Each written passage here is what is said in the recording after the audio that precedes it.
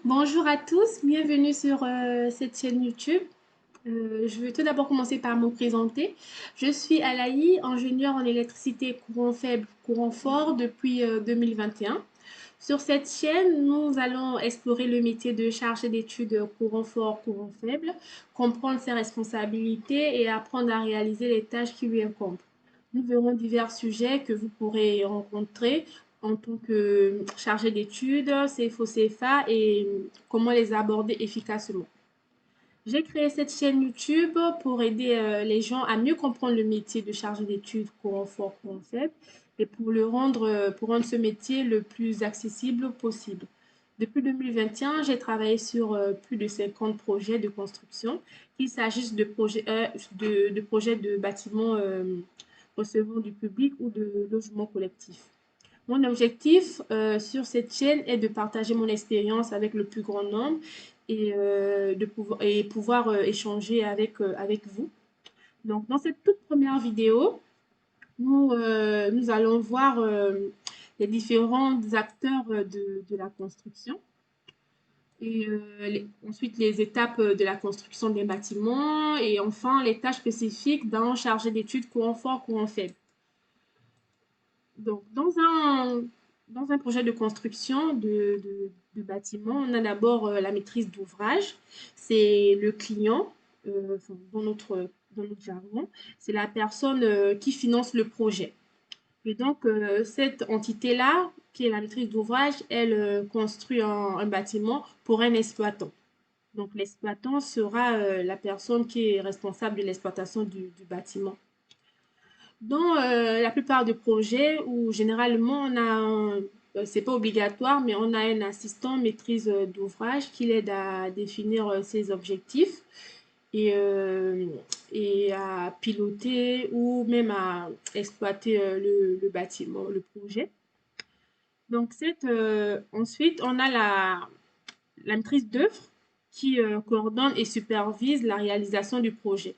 La maîtrise d'œuvre est constituée d'un atelier d'architecture responsable de la conception globale du bâtiment. Ensuite, on a un bureau d'études techniques qui assure la conception technique du bâtiment. Le bureau d'études techniques est constitué généralement de plusieurs ingénieurs. On a les ingénieurs CFO, CFA qui assurent la conception et le suivi des installations électriques du bâtiment. On a des ingénieurs CVC plomberie, responsables de la conception de systèmes de chauffage et de ventilation. On a des thermiciens, spécialistes de la performance énergétique des bâtiments. En l'occurrence, là, si c'est un ERP ou un bâtiment de logement collectif. Ce thermicien-là réalise les études thermiques pour optimiser le confort thermique et l'efficacité énergétique du bâtiment. On a également parfois des acousticiens qui sont les experts en isolation acoustique et en traitement du son. Ils assurent le confort sonore à l'intérieur du bâtiment. On a également des ingénieurs structure. Donc, l'ingénieur structure conçoit et dimensionne les éléments porteurs du bâtiment, que ce soit la charpente, les fondations, en vue de garantir la stabilité et la sécurité de l'ouvrage.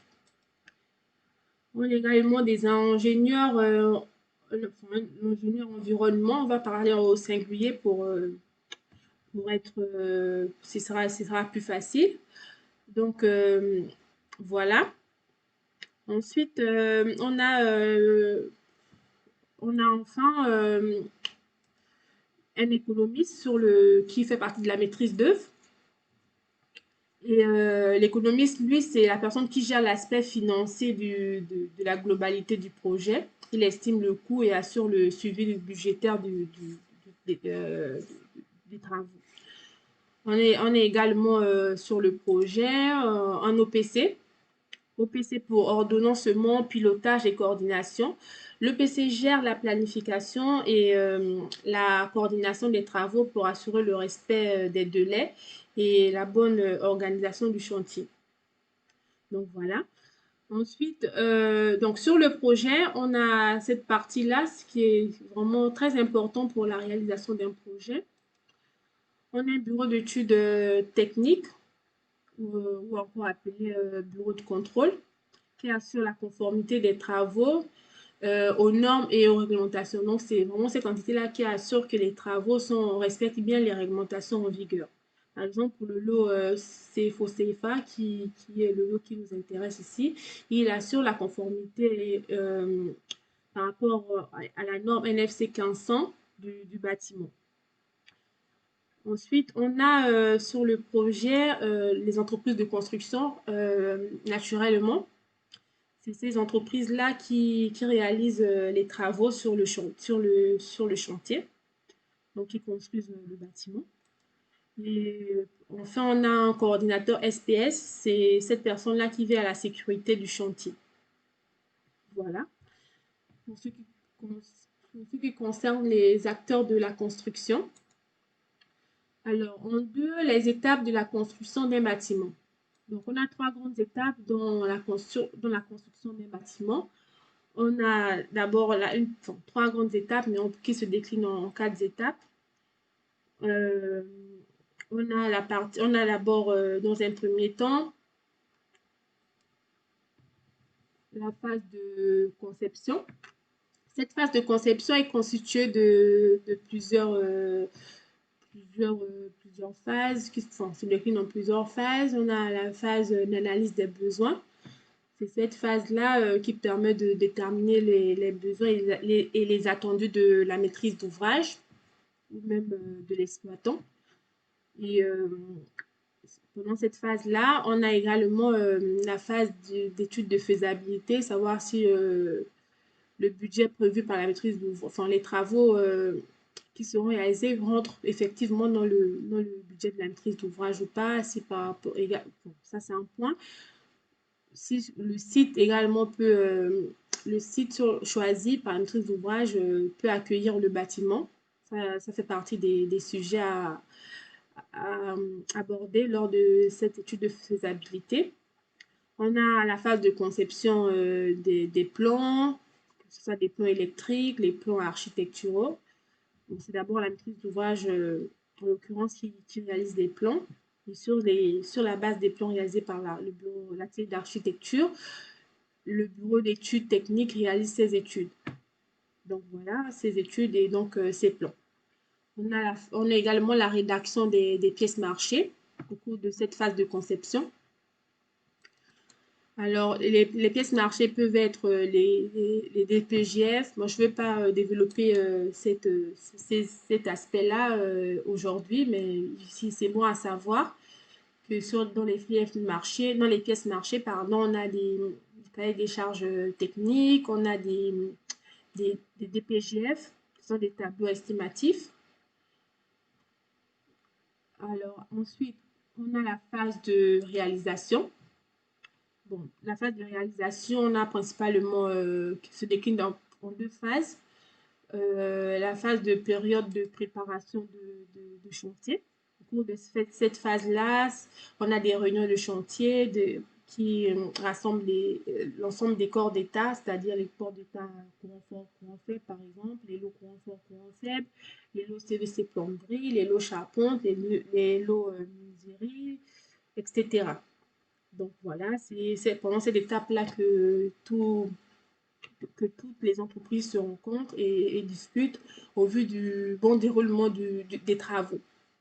On a durant cette phase-là les études d'exécution qui sont réalisées par les entreprises généralement et vérifiées par la maîtrise d'œuvre. Donc la maîtrise d'œuvre, en l'occurrence, le bureau d'études techniques.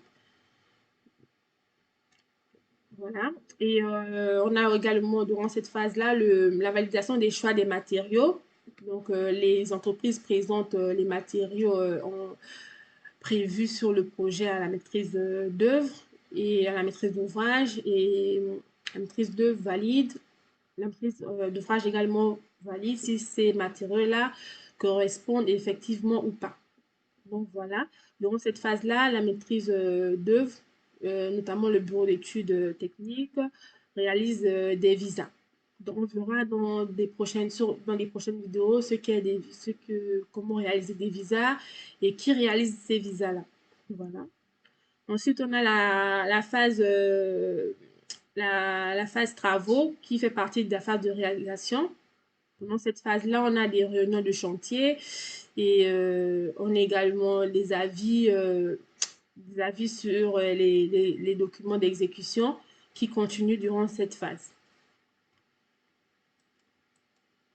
Alors, la phase de réception, bon, durant la phase de réception, on a les textes et des vérifications finales qui sont effectuées. On a la remise des documents techniques, qui sont des documents d'exploitation, et on a également la formation des utilisateurs.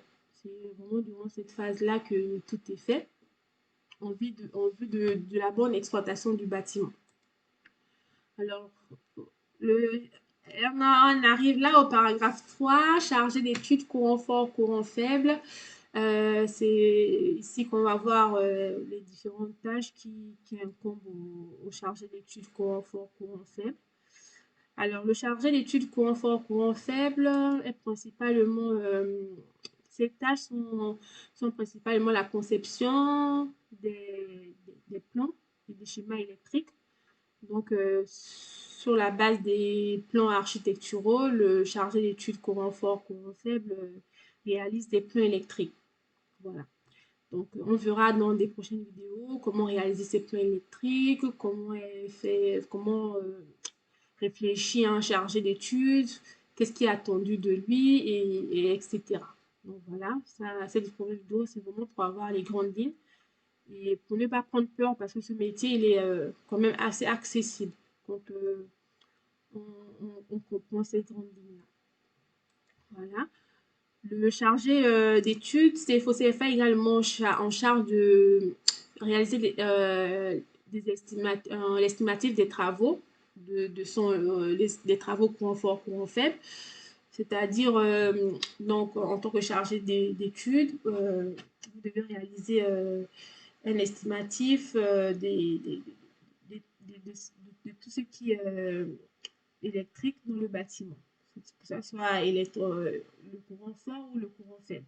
Donc, vous devez avoir à peu près un estimatif global de ce que ce lot-là va coûter sur le projet.